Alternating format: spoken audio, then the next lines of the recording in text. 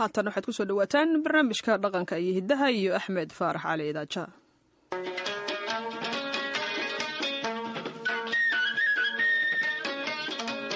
waa barnaamijkii dhaqanka iyo hiddaha ee laanta af soomaaliga ee v o e-da.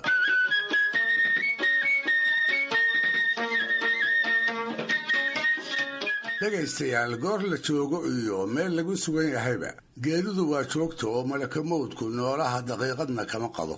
allah u naxariistay cabdilaahi qarshi, heesaagii weynaa ee soomaaliyeed, waa siduu sheegayoo nin waa dhintaa ninna waa dhashaa, dharaar walba la isdhaafayaa. iyada oo sidaa loo ogyahay ayaa haddana dhimashada loo dulqaadane kolba kii maalintaa lagu soo warramo ay xigtadiisu ugu murugootaayo tacsi ugu dhigtaa. taa ka sokowna waxay u badan tahay hadday jirto cid maanse taqaan oo qofkii dhintay ay xigaalo ama waday ay midun ahaayeen inay ka tiriso tixa tilmaamaya sida waxtarkiisii loo tabi doono iyo kalintii uu banneeyey dhaxanta daran ee bulshada uga soo geli doonta. tixaha noocaasi waa caraacal, waxayna ka sii yihiin baroor ama baroor diiq sida soomaalida qaarkeed ay u tiraahdo.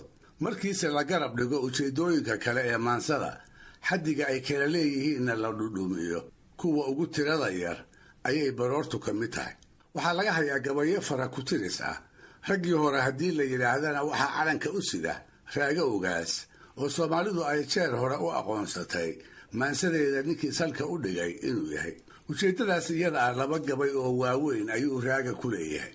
inta aan u warhayana waxaa allaha u wada naxariistay soo raaca cali jaamac haabiil, yuusuf ibraahim oo yuusuf dheere ku magac dheeraa iyo xasan shiil oo isna gabay aweyti lagu naanaysi jiray. labadiisa gabay midkood wuxuu raaga tiriyey ugaas xuseen ugaas warfaa oo walaalkiis ahaa markuu geeriyooday.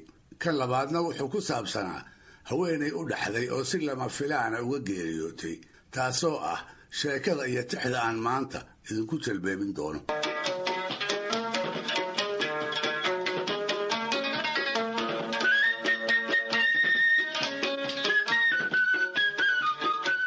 taariikhdiisa raggii yaqiinay siday ku warrameen, raaga ayaa